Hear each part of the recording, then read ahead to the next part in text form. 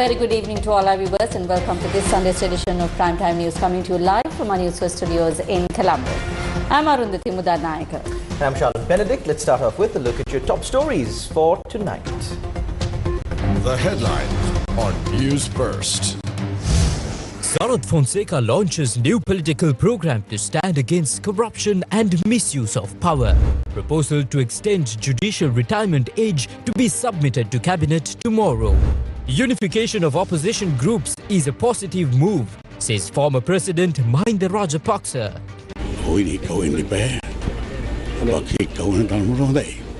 Is the opposition unity a challenge? Kilwin responds. Why is the opposition coming together now after failing to unite for the people? National Bhikkhu Front responds.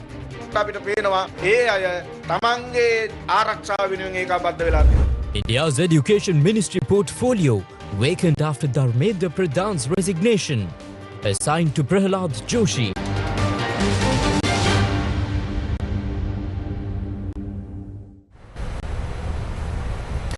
Taking a look at those stories in detail.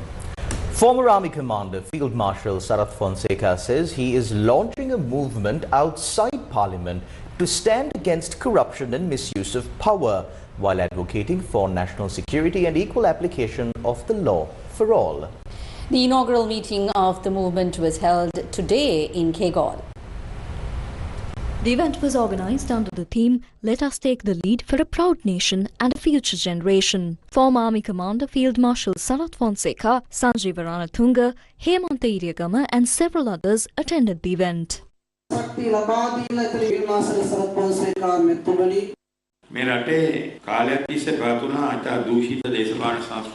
a long time, a corrupt political culture has existed in this country, causing serious damage to the nation. This culture led to a distorted political system, with the people becoming the ultimate victims. Today, the public is calling for an opposition force made up of capable, efficient, patriotic, honest and people-oriented politicians. This is the sentiment we hear from the people, who are increasingly rallying around and strengthening such a movement.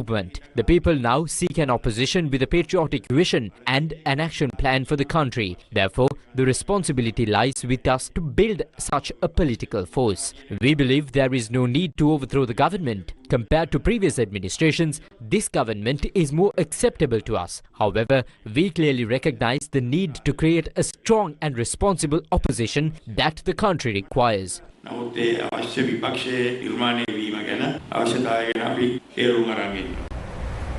The proposal to amend the retirement age of judges of the Supreme Court and the Court of Appeal, among other courts, is scheduled to be submitted to the Cabinet tomorrow. The proposal to extend the retirement age of the judges of the Supreme Court and the Court of Appeal by 2 years is scheduled to be submitted to the Cabinet tomorrow. According to the current system, generally a Chief Justice appointed at any age after 35 can serve in that position until retirement, barring death, resignation or removal by an impeachment. According to Article 107, subsection 5 of the Constitution of Sri Lanka, the current retirement age of Supreme Court judges is stipulated as 65 years. According to the new proposal, this will be extended to 67 years through a constitutional amendment. Under the same clause, the retirement age of Court of Appeal judges is stated at 63 years, and according to the proposal scheduled to be submitted, it will be extended to 65 years. Ministry of Justice sources mentioned that a parallel proposal is also being submitted regarding the retirement age limits of High Court and Magistrates Court judges. Currently, the mandatory retirement age for High Court judges is 61. The current retirement age for magistrates and district court judges is 60 years. The Ministry of Justice spokesperson said that the retirement age of judges in these categories will also be amended. Why is the retirement age being amended? Minister Nanayakkara has said on several previous occasions that the general public seeking justice are the ones severely affected due to the delays existing in the judicial system. It has also been observed that while cases are proceeding very slowly in the judicial system, some individuals have passed away even before receiving their court verdicts. The government has pointed out that a primary reason for amending the retirement age of judges is the need to resolve court delays, including the delay in hearing cases. Justice Minister Harshana Nanayakkara recently said that there are about 1.1 million accumulated cases in Sri Lankan courts and that resolving some of those cases takes decades. Can court delays be prevented solely by extending the retirement age? Several other changes are also being implemented to resolve delays in analysing court evidence, including recruiting additional staff to the Government Analysts Department. What are the experiences of other countries? Many countries have extended the retirement age for superior court judges.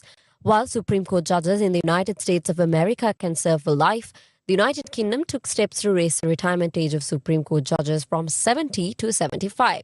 Canada, Brazil and Argentina have also determined the retirement age for Supreme Court judges to be 75.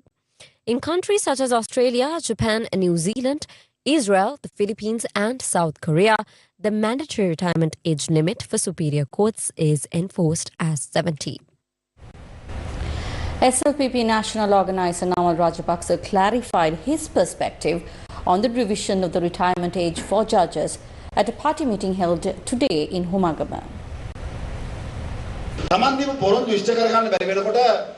When they are unable to fulfill their promises, the government attempts to resort to repression. Simply extending the tenure of judges will not ease the pressure within the judicial system.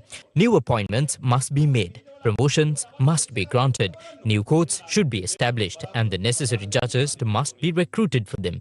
Therefore, what they hope to achieve through this is to maintain their rule through repression.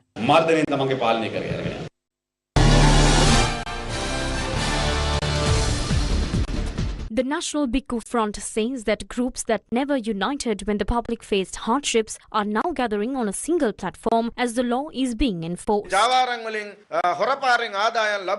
Those who earned income through illegal activities and various rackets are now deeply disturbed. When we look at both clergy and lay groups joining various alliances today, it is clear that they have united for their own protection. A large group of people who never stood together for the public, who never stood together when the people were harmed, when the country was damaged or when the public suffered, are now standing together. When the law is being properly enforced against racketeering, fraud, corruption and criminal activities, they are coming together for their own protection, like snakes and mongooses joining hands, attempting to hold various meetings and conferences. Do not fall victim for the false allegations, slander, mudslinging and propaganda campaigns carried out by these groups.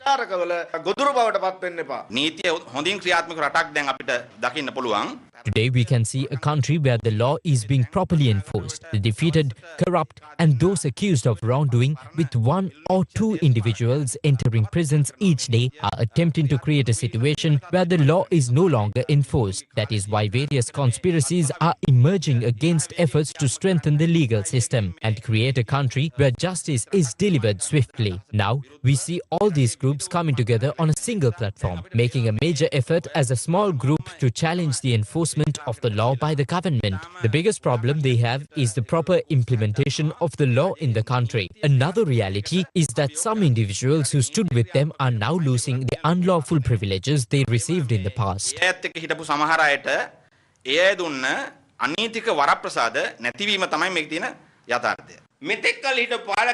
Former rulers, those involved in corruption and those accused of wrongdoing are now realizing the consequences of their actions. At a time when suspects and those released on bail are attempting to gather various groups and create opposition against the government, the National Bhikkhu Front, together with Sri Lankan Buddhist monks and the Buddhist community, will work to organize the people against the actions of this weakened opposition and defeat their attempts.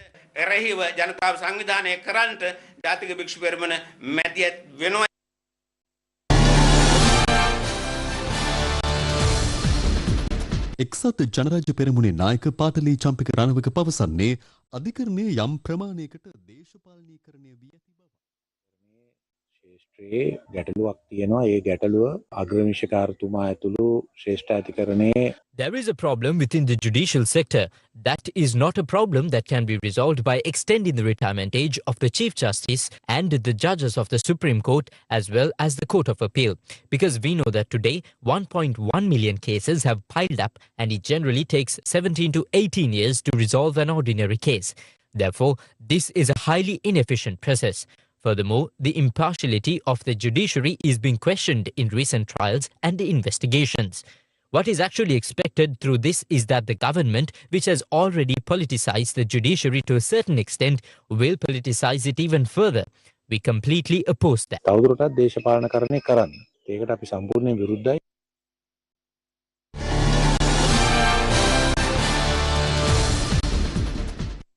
Former President Mahinda Rajapaksa says that it is a good thing for opposition factions to unite.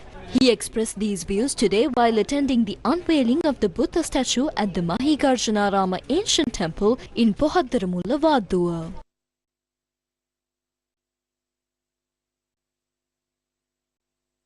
ආණ්ඩුවේ ගමන ගැන පුදුමයි මට ඒක. මම හිතන්නේ ජනතාවත් එහෙම තමයි මගේ මතය. විපක්ෂයේ කණ්ඩායම තෝවලා තියෙනවා. ඔය ටික වෙන්නේ බෑ.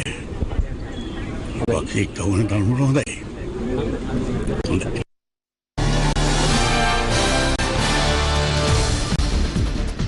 Attorney at law Ranjit Rajakarna, based in Anuradhapura, convened a media briefing today and expressed the following views regarding the revision of the retirement age for judges.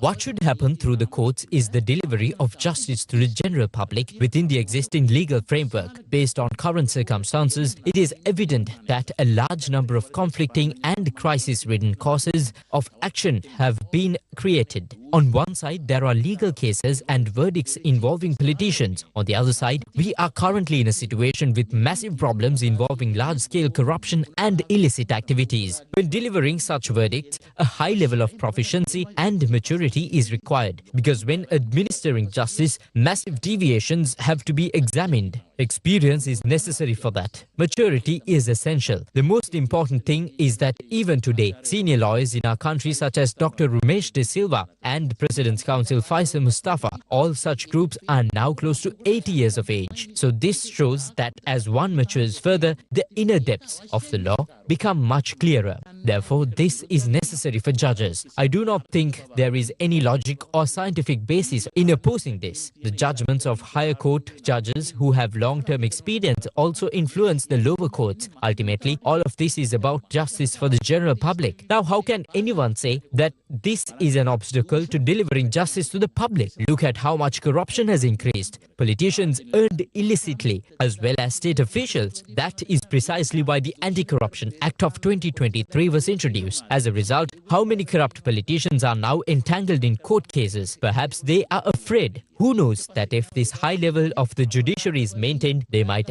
end up having to spend time in prison for wrongdoing again. Afterward, the Proceeds of Crime Act of 2025 was brought in. So isn't that right? Those were brought in as solutions to the challenges and problems that have arisen in the present. Therefore, what is being brought here is we need the service of trained, capable and matured judges. That means this in no way hinders the independence of high court judges. This is no obstacle to justice flowing down. What is needed is justice. We do not draft constitutions according to the political agendas for a few individuals, but according to the prevailing problematic situations. In the past, some constitutional amendments were brought in to suit their political desires, but this is not one of those.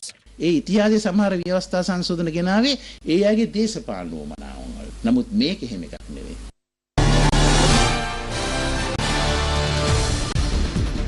Attorney at law Varuna Gunaratna says that the retirement age of Supreme Court judges should be extended to 70 years, with corresponding extensions made for judges serving in other courts.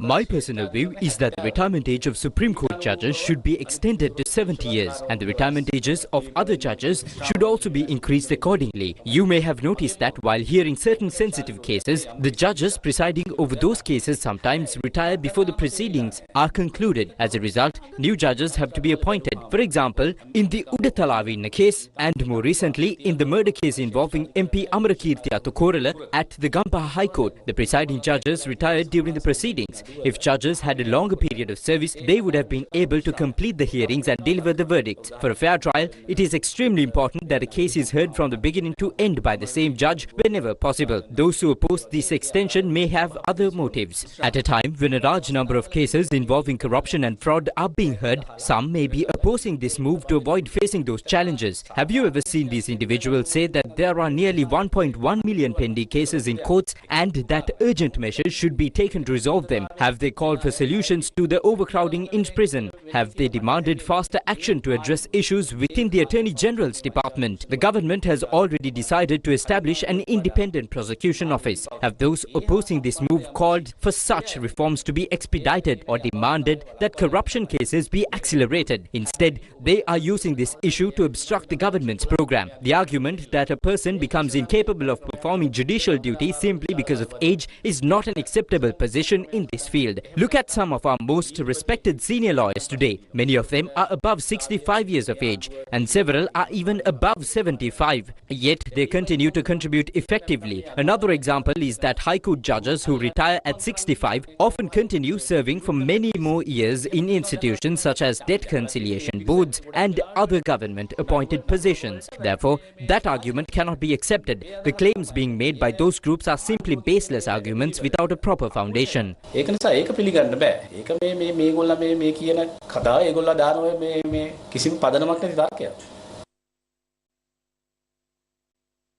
Do you remember? Sri Lanka's political landscape is undergoing a major transformation.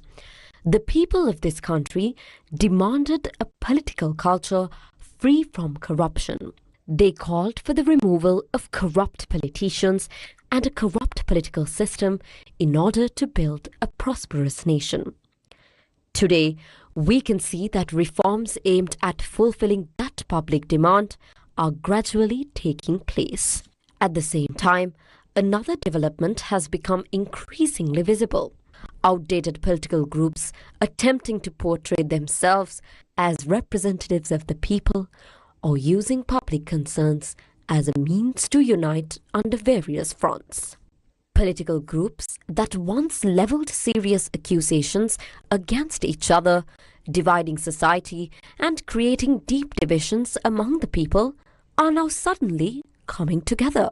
Why are those who appeared to be sworn enemies in politics for years suddenly joining hands? Have their political principles changed? Or is there another reason behind this sudden unity? Do you remember how just a few years ago, people across the country suffered for days without food, essential supplies and fuel? People died while waiting in queues. Some who went to fuel stations in search of fuel returned home in coffins. But while innocent citizens across the country were enduring such hardships, did these groups come together to find solutions to the crisis? Let us set aside the question of uniting as one group. Did they even come together around a single idea for the sake of the country? The answer is clear. They did not. When people peacefully took to the streets, demanding solutions to the crisis, an end to corruption and fraud, and a better future for the country, did these groups stand with the people? Instead, they attacked and suppressed the public. Not just once. The first attack on the Aragalaya came after groups emerged from temple trees. After the then leadership was removed, following public resistance, another group that seized power in the aftermath later came forward and attacked young protesters. When the people were suffering immensely, these groups failed to unite. So why are they suddenly coming together now? Why are the masks they wore for years suddenly falling away? What is the real secret behind this? We report, you decide. General Secretary of the Janata Vimukti Peramuna, Tilvin Silva, says that nothing will come of the defeated opposition uniting now, and that they have come together solely for the purpose of escaping legal cases that have been filed against them. Tilvin Silva attended the launch event of the book Vimuktiki, authored by Lionel Bopage, a former General Secretary of the Janata Vimukti Peramuna. The book launch event was held at the New Town Hall in Colombo. Janata Vimukti Peramuna General Secretary Tilvin Silva, National People's Power General Secretary Dr. Nihala Besingha, Frontline Socialist Party General Secretary Kumar Gunaratnam and Pupudu Jagoda from the Frontline Socialist Party, among others, participated in this event. The keynote speeches were delivered by senior literary critic Chulananda Samaranayaka and Prageetika Jayasekara.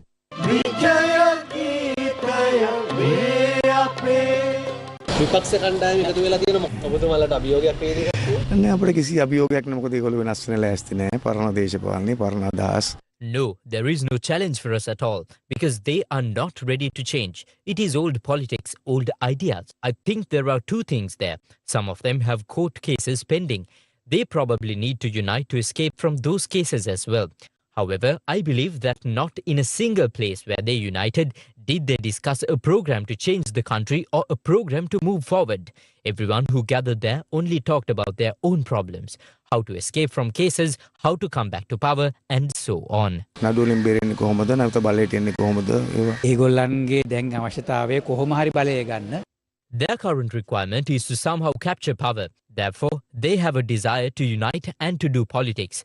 They must realize that coming individually, they cannot achieve anything here. Politically speaking, they are in a state of decline. So because of that, they have no other path except to unite. That is why they are coming together. වෙන මගක් නැහැ. ඒ නිසා තමයි ඒගොල්ලෝ එකතු වෙමින් ඉන්නේ. Journey into the past with 19th century views of Ceylon, a rare exhibition featuring historic artworks by renowned British artists, presented by the George Keat Foundation in partnership with the British High Commission Colombo. Experience this remarkable collection at Westminster House on the 31st of July and 1st of August. Register today at georgekeatfoundation.com. ලෝකයා උණුසුම් කළ ක්‍රීඩාවේ අසීමිත උද්වේගය දැන් ඔබේ ක්‍රීඩා ස්වාදයට AFL ඕස්ට්‍රේලියානු පාපන්දු ලීගය ලාංකීය ටෙලිවිෂනේ අතිශය ප්‍රථමවරට අද රාත්‍රී 9:45ට TV1 ඔස්සේ ක්‍රීඩාවේ නැවුම් වූ උණුසුම විඳගන්න සැරසෙන්න. Brought to you in partnership with ABC Australia. A battle of young intellectuals vying for a visionary national leadership armed with fresh concepts to conquer the world and driven by logic to prove their stance. Sirimavo Bandaranayake Vidyalaya Colombo emerged champions of Sirasa debater with AAT Sri Lanka Season 5. The runner-up position was secured by Royal College, Colombo. Sirimavo Bandaranayake College, Colombo, the winners of Sirasa debater with AAT Sri Lanka Season 5. ජීවන ගියේ රිද්මය රඟ දෙන්නේ සමසිත් තුල ධෛර්යය පන පොවනා. A journey in search of future leaders with logical minds. Yesterday marked the culmination of a challenging 6-month journey featuring intense rounds of competition, starting from preliminary selection tests held across 600 schools island-wide and narrowing down to 60 qualifying schools. That was the grand finale of Sirasa debater with AAT Sri Lanka. The grand finale of Sirasa debater with AAT Sri Lanka Season 5 took place at the Stein Studios in Ratmalana, bringing together the 4 most talented school debating teams in the country, all set to conquer the future and lead the nation. Royal College Colombo, Sirimavo Bandaranayake Vidyalaya Colombo, Sri Chandananda Buddhist College Kandy and Ladies College Colombo competed in the grand finale for the victorious ceremonial scepter of Sirasa debater with AAT Sri Lanka Season 5. In the grand finale of Sirasa debater with AAT Sri Lanka, Sri Chandananda Buddhist College Kandy competed as the lead proposition team, while Royal College Colombo competed as the lead opposition team. Ladies College Colombo participated as the supporting proposition team and Sirimavo Bandaranayake Vidyalaya Colombo competed as the supporting opposition team yesterday. The grand finale was judged by a 7-member panel of judges. Royal College Colombo, who won the debating crown last year, and the runner-up Anula Vidyalaya Colombo brought the championship scepter and the runner-up shield to the grand finale. The topic for this year's grand finale was, as a first step in economic policy to make Sri Lanka an economically developed state, should focus be directed towards urban development or rural development? The 4-round grand finale commenced thereafter. ලංකාවේ භූමි ප්‍රමාණයෙන් 194ක්ම අඩංගු වෙන්නේ ග්‍රාමීය ප්‍රදේශ. ලංකාවට වඩා වැඩිම අවශ්‍ය වෙන්නේ ජාතික ආර්ථිකය ගොඩනගා ගැනීමටයි. පොලියේ සිටියමේ සාපේක්ෂ වාසිය කියන එක තමන්ට නතු කරගන්න රටකුත්. Dr. Chamra Bandara, the president of AAT Sri Lanka, which partnered with the debater, addressed the event. A good debater is always not just a good speaker. He or she is a good investigator, a good listener, a good team member, and a future leader. We live in an AI world. Therefore, the future does not need just children who memorize information.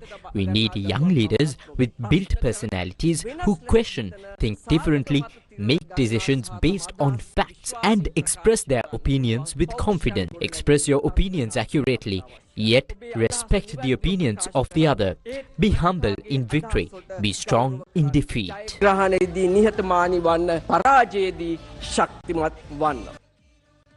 Group Director of the Capital Maharaja Group, Shavan Daniel, shared his thoughts on the journey of Sirasa debater with AAT Sri Lanka in search of future leaders. The leadership we need for the future is the ability to face the challenges of tomorrow. We know that all the challenges we face today are different. We need leadership that can not only solve the problems of today, but also has the ability to create a better future. So, in the search for that kind of leadership, we must definitely fight. But we must fight for ideas. But what have our leaders done so far? What have we been fighting for? Either for a nation or for a religion, or based on divisions between the rich and the poor. Isn't that so? No one should be afraid to say this, because if we believe that we are superior to another person because of our race, religion or social status, we must remember that there is someone else in the world who thinks the same way about you or me. We are all equal. Do not focus too much on defeat. Focus on opportunities, because leadership is built through experiences gained from opportunities. Even defeat is an experience. If we give freedom to ideas and build leadership through knowledge and experience, we can create a strong and beautiful young leadership. Today, we see young leaders emerging in different places, not for power, but for the country. We hope that a generation of leaders who emerge for the sake of the nation will come from our youth. If that happens, we can certainly create a very strong and beautiful country in the shortest possible time. We can build that nation. Let's build that country together. Sanadi Amarasinghe of Sirimao Bandaranaike Vidyalaya Colombo was named as the best speaker of the grand finale of the Sirasa debater with AAT Sri Lanka Season 5.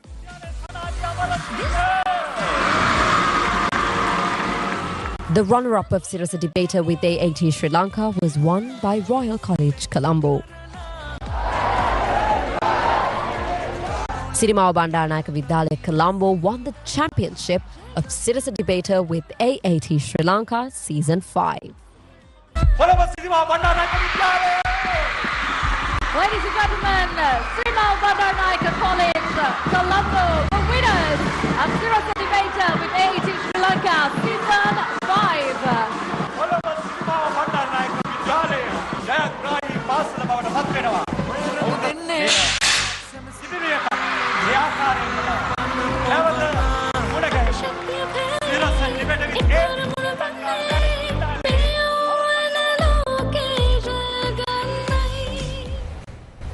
Sri Lankan cinema has achieved international recognition at the 9th Malaysia Golden Globe Awards, with veteran actor Mahendra Perera winning the prestigious Best Actor Award. Mahendra Perera received the accolade for his outstanding performance in the singular film River Stone. The Malaysia Golden Global Awards got underway in Kuala Lumpur, Malaysia last night under the theme Resonance. A number of international level cinematic creations representing Asia, Europe, the Middle East and the Americas had been submitted for the competitive section. At this year's film festival, Sri Lanka succeeded in claiming 2 exceptional achievements, bringing international recognition to Sri Lankan cinema. The Sri Lankan Sinhala film Riverston, directed by Lalit Ratnayaka, managed to win 2 major acting awards. Wow. And the 9th Malaysia Golden Global Awards for Best Actor goes to... Whoa! Mahera Pereira. Congratulations.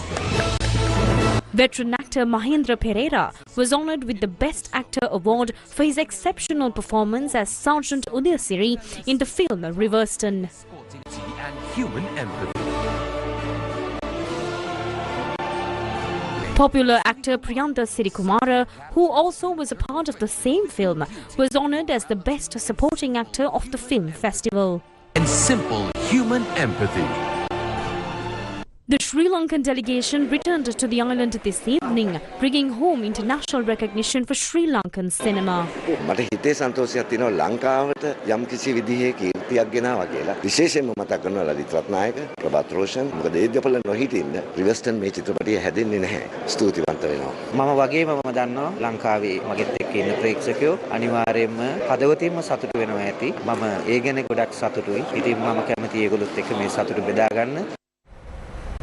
The Symphony Orchestra of Sri Lanka is set to take audiences on a journey through the passion and grandeur of the Romantic era with its upcoming concert, Romantic Masterworks 2026.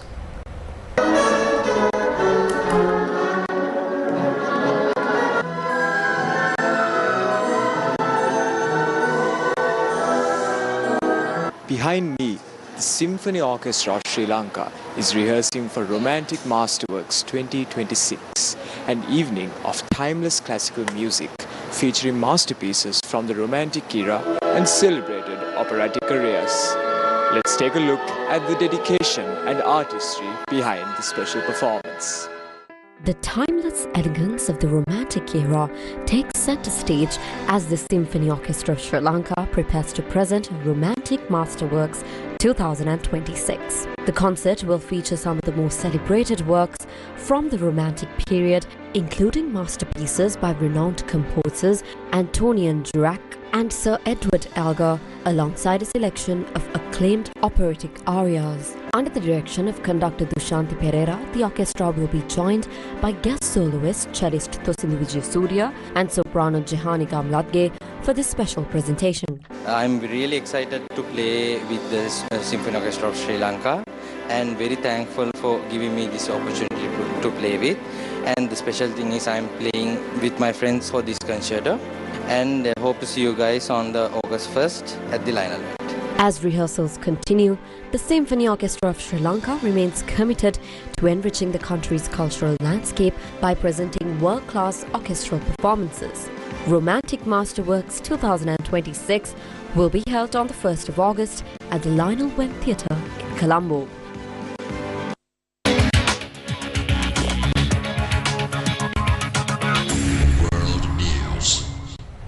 What is the latest happening across the world? In neighbouring India, Prahlad Joshi has been appointed as the new Union Education Minister following the resignation of Dharmendra Pradhan, who stepped down amid nationwide student protests and demonstrations involving Cockroach Janata Party activists. Meanwhile, in the Middle East, tensions remain high despite a pause in US strikes on Iran. The US Central Command says it is continuing its naval blockade against Iran even after President Donald Trump announced a halt to military strikes ending a 13-night campaign. Shalini Ratnavira brings us the latest developments. Shalini, over to you. Yes, thank you, Aradhati and Shalan. Now, turning first to developments in neighbouring India, President Draupadi Murmu has assigned Prahlad Joshi additional charge of the Ministry of Education, acting on the advice of Prime Minister Narendra Modi. Joshi will continue to oversee his existing portfolios as Union Minister for Consumer Affairs, Food and Public Distribution, as well as New and Renewable Energy. Now, his appointment follows the resignation of former Union Education Minister Dharmendra Pradhan, who stepped down amid nationwide protests and mounting calls for his resignation over alleged irregularities in examinations and broader concerns surrounding India's education sector. Newly appointed Union Minister Prahad Joshi today assumed charge as the Union Minister for Education. Expressing its gratitude to the Prime Minister for the appointment, Joshi took to social media platform X to share the update. He said, quote, "Today I assume charge as the Union Minister for Education. I am grateful to Honourable Prime Minister Narendra Modi for placing his faith in me and entrusting me with this responsibility. I accept it with humility and deep sense of duty," unquote. Union Minister Prahad Joshi, who was appointed as the Education Minister last evening, shortly after Dharmendra Pradhan resigned, had told NDTV last week that he was, quote-unquote, very much concerned about the future of the students amid the NEET paper leak issue and the protests led by the Cockroach Janta Party. The minister added that they are sincere, concerned and committed about the welfare of the students. According to Joshi, the revised Public Examinations Amendment Bill brought convictions and fear over paper leaks. President Draupadi Murmu accepted the resignation of Dharmendra Pradhan from the Union Council of Ministers yesterday. Pradhan's resignation was accepted with immediate effect and Joshi will continue to hold his existing portfolio along with the Education Ministry charge. The resignation follows weeks of nationwide protests over alleged irregularities in competitive examinations, with students demanding greater transparency, accountability and reforms in the examination system. India's Cockroach Janta Party has now called off its 5-week-long protest. The CJP called it a win for democracy and thousands of jubilant supporters continue to celebrate at Jantar Mantar, the main protest venue in Delhi. As news of Pradhan's resignation broke, a visibly emotional Abhijit Dipke, CJP's founder, screamed from the makeshift stage at Jantar Mantar, "We have done it." A loud cheer went up and huge celebrations erupted, with the protesters singing, dancing, shouting slogans and handing out sweets. Now, US President Donald Trump has reportedly decided to set aside plans to attack Iran after 13 consecutive days of strikes. The New York Times reporting on the matter said President Trump has set aside, at least for now, plans to sharply escalate the American military assault against Iran, with particular concern that intensifying the war could dangerously drain the Pentagon's already diminished stockpile of Patriot anti-missile interceptors and other air defense munitions in the Middle East. Meanwhile, Iran's Islamic Revolutionary Guard Corps has fired warning shots at 6 ships over the past 24 hours as they try to pass through the Strait of Hormuz. Let's take a look at the latest developments. US President Donald Trump has posed plans to sharply escalate military actions against Iran amid concerns over dwindling American air defense missile stocks, according to the New York Times. The report states that the decision followed a meeting on Friday with senior advisors and cabinet officials. Military officials reportedly warned that renewed major combat operations could dangerously deplete Patriot interceptors and other air defense munitions needed to protect US troops and bases in the Middle East. The report said that the Trump administration is also concerned that further escalation could trigger heavier Iranian retaliation, alienate Gulf allies, and worsen global energy and refugee crises. Meanwhile, Iran's foreign ministry spokesman Ismail Baghei said there has been progress in talks with Oman regarding mechanisms for maritime traffic in the Strait of Hormuz. He said the two sides exchanged views on common principles and operational mechanisms for managing safe shipping traffic in the Strait of Hormuz while respecting the sovereign rights of the two coastal states. Iran summoned Ukraine's diplomats after Kiev bombed an Iranian ship in the Caspian Sea, killing at least one sailor and wounding another. Ukraine said it was targeting Russian vessels carrying Iran-linked military cargo, and President Volodymyr Zelensky says Russia is assisting Iran in its military campaign in the Middle East. Tehran-backed Houthi forces in Yemen have fired missiles and drones at two of Saudi Arabia's most strategically important oil facilities on the Red Sea in a major escalation of the regional conflict.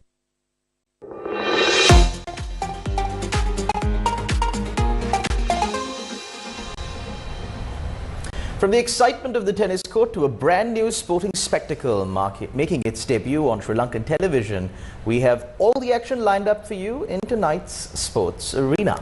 Tinal Tilkaratna brings us the latest updates. Thank you, Charlotte and Arundhati. Now, the UP tennis tournament 2026 got underway in Colombo today, bringing together tennis talents for a week-long competition. The tournament is organised by the UP Tennis Academy and marks the Academy's first ever ranking tournament. More than 136 players have registered to compete, with events scheduled across boys and girls, singles and doubles categories in 3 age groups. Open men's and women's categories will also be contested. The matches are being played at the Tennis Association headquarters in Colombo. The tournament is set to continue until the 7th of August. Following the excitement of the 2026 FIFA World Cup, Sri Lankan football fans will now have the opportunity to experience another thrilling international sporting event from today. Now, for the first time, Sri Lankan viewers can witness the excitement and the intensity of the AFL, or Australian Rules Football League, also widely known as Aussie Rules, as the live action comes to your screens. Here are more details on the tournament. Australian Rules Football League, or AFL, one of Australia's premier sporting competitions, is taking place for the 130th time this year. The sport features an oval-shaped ball similar to a rugby ball, while one of its unique aspects is that players are legally permitted to tackle and bring down opponents, much like in rugby. The tournament, which commenced on the 5th of March with the participation of 18 teams, will continue until the 26th of September. At present, the Fremantle Football Club leads the points table. The excitement of Aussie Rules football arrives on Sri Lankan free-to-air television screens tonight on TV1. Aussie Rules football, brought to you in partnership with ABC Australia, will be broadcast every Sunday night starting today at 9:45 p.m. on TV1. Yes, indeed. All our viewers can catch the live action of the Australian Football League on TV1 right after tonight's primetime news bulletin. And with that reminder, we wrap up tonight's edition of Primetime News. Thank you for joining us. Good night.